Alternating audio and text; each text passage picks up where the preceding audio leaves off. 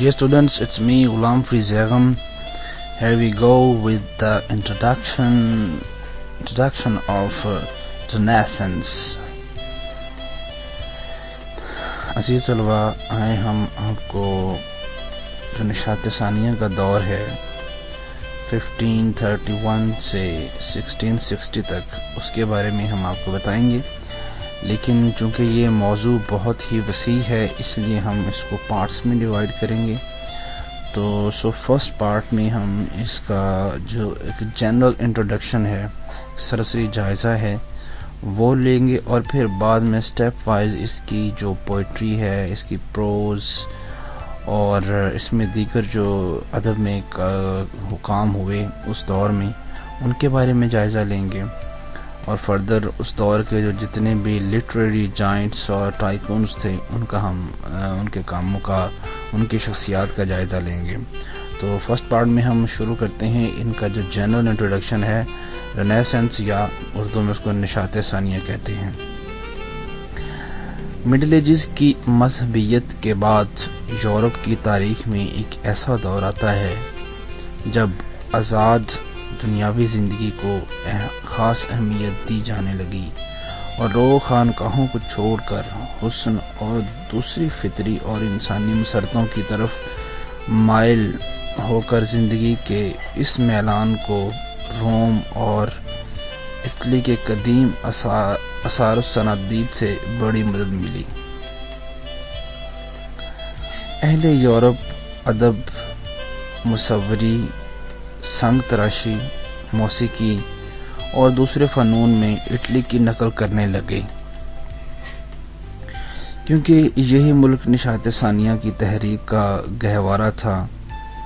रोम में इस ज़बरदस्त सियासी और समाजी इनकलाब कि जहाँ और बहुत से असबाब थे, वहाँ जज्बा वतनियत, पैशन ऑफ नेशनलिज्म का वो सबसे बड़ा हिस्सा था, क्योंकि अतालवियों का ख्याल था कि रोमा की गुज़श्ता शान व अज़मत दोबारा वापस लाई जा सकती है। इसलिए लतीनी ज़ुबान का अहया और फ़नून लतीफ़ा, फ़ाइन आर्ट्स की सरपरस्ती को अज़हद ज़रूरी समझा गया। दर हकीकत इटली में मुतहिदा कौमियत का ख्याल गलतफ़हमी पर मबनी था, क्योंकि सारा जजीरा नुमा छोटी छोटी रियासतों में बटा हुआ था और बशिंदे अतालिया के बजाय रोम, नेपल्स, वीनस और दीगर रियासतों के शहरी थे। हर रियासत एक जुदागाना दरबार और एक अलग दरबारी रिवायत की मरकज़ बनी हुई थी, जहाँ शहनशाह अगस्टस के नमूने पर शायरों, मुफक्करों, फनकारों और मगनियों की सरपरस्ती और हौसला अफजाई की जा रही थी। इन दरबारों में जहाँ उलूम व फ़नून की तरक्की हुई, वहाँ अखलाकी बेराहरवी भी नाकाबिले बयान हद तक बढ़ गई। बोर्जिया अलेक्जेंडर और उसका जानशीन सीज़र अय्याशी में अपने तमाम पेशराओं पर सबकत ले गए। निशात सानिया में ज़िंदगी के मुख्तलिफ शोबों में जो बेदारियाँ शुरू हुईं, उनमें जमालियाती बेदारी बड़ी अहमियत रखती है, यानी एस्थेटिक अवेयरनेस। अरस्तू ने मिडिल एजेस के पादरियों और सन्नतों को अपनी मंतक और अपने निज़ाम फ़िक्र का ग़ुलाम बना रखा था, मगर निशात सानिया में अफलातून को उसका सही मुकाम हासिल हुआ। फ्लोरेंस में कायम शुदा अकादमी में हुस्न के नए तसव्वुरात पेश किए और अफलातूनी मिसालियत के ज़ेर तहत हुस्न को ज़हनी हुस्न और तख़यली हुस्न का ज़रूरी जुज़्व करार दे दिया गया। इस तरह अफलातूनी मिसालियत और दुनियावी जो अमलियत, वर्ल्डली प्रैग्मेटिज्म की दो धाराओं के इम्तिज़ाज से निशात सानिया की बुनियाद पड़ी, जिसके ज़ेर असर जहाँ एक तरफ मज़हब, حیات بعد الممات اور جنت جہنم کے جھگڑوں سے انسانی ذہن نے اپنے آپ کو آزاد کیا، تو دوسری طرف علوم و فنون اور تفریحی مشاغل کو بڑی تقویت ملی۔ نشاط ثانیہ کا سب سے زیادہ اثر یورپین ادب کے افق پر انسان دوست ادیبوں کے ظہور سے محسوس ہوا۔ ان ادیبوں نے مذہبی سے زیادہ انسانی اقدار کو سراہا، آزاد قومی وطنیت کی آواز بلند کی اور آسمان کی بجائے دھرتی کے گیت گائے۔ اس دور میں نہ صرف یہ کہ کلاسیکل نمونوں پر اہم ادبی تصانیف وجود میں آئیں، بلکہ شاعری، ڈرامہ اور رومان نگاری کو نئے راستے پر نکالا گیا۔ اس کے لیے نئے اسالیب و سور پیدا کیے گئے۔ 1454 میں کانسٹینٹین پول یا قسطنطنیہ سے مسلمان حملہ آوروں کے خوف سے بھاگنے والے کلاسیکی علماء نے یورپ کی تاریکی میں اپنے علم و فن کے نئے چراغ جلائے، جہاں سے انسانی تاریخ کے نئے باب شروع ہوئے۔ اگر اٹلی میں اس کا اثر حسی لذت پرستی کی شکل میں رونما ہوا، تو جرمنی میں ذہنی انقلابات کے ساتھ یہ سامنے آیا۔ لیکن انگلستان میں اس تحریک کو خاص ماحول نصیب ہوا، کیونکہ وہاں نشاط ثانیہ کے ساتھ مذہبی اصلاح کا بھی زمانہ شروع ہو چکا تھا۔ انگریزی رینیسنس جو ہے کے حصہ میں وہ تمام انقلابات آئے جن سے یورپ میں ایک نئے دور کا آغاز ہو چکا تھا۔ اس تحریک سے لوگوں کے ذہن و خیال کو آزادی اور وسعت ملی اور علم و حکمت کے نئے تجربوں کی بنا پر قدیم خیالات فرسودہ قرار دیے گئے۔ اس کے ساتھ ہی ہیئت دانوں اور بحری سیاحوں کی دریافت بھی اپنا اثر دکھاتی رہیں۔ ان خصوصیات کے باوجود انگریزی نشاط ثانیہ یورپ کی تحریک سے چند باتوں میں ممتاز ہے۔ اول یہ کہ وہاں انسان دوست ادب اٹلی اور فرانس کی طرح جلد وجود میں نہ آ سکا۔ انگریزی زبان ابھی اس لائق نہ ہو سکی تھی کہ اس سے افادی ادب بینیفیشل لٹریچر کا کام لیا جاتا۔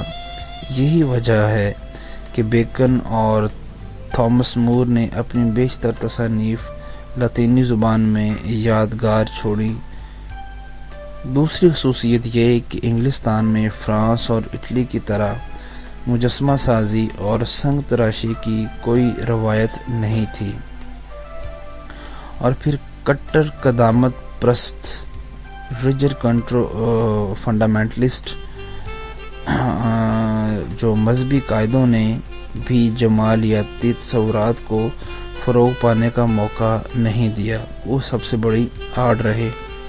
ان اسباب کی بنا پر انگریزی ادب فرانس اور اٹلی کے برخلاف دور گزشتہ کی ہی یادگار رہا، جس میں ترجموں اور تالیفوں کا بڑا حصہ تھا۔ لیکن قومیت اور وطنیت کے نئے تصورات سے انگلستان میں بھی دوسرے ممالک کے ساتھ مقابلہ کا جذبہ پیدا ہوا، اور اس طرح وہاں بھی اٹلی اور فرانس پر سبقت لے جانے کی باقاعدہ کوشش ہونے لگی۔ انگلش رینیسنس میں انسان دوستوں اور معلموں کو خاص اہمیت حاصل ہے۔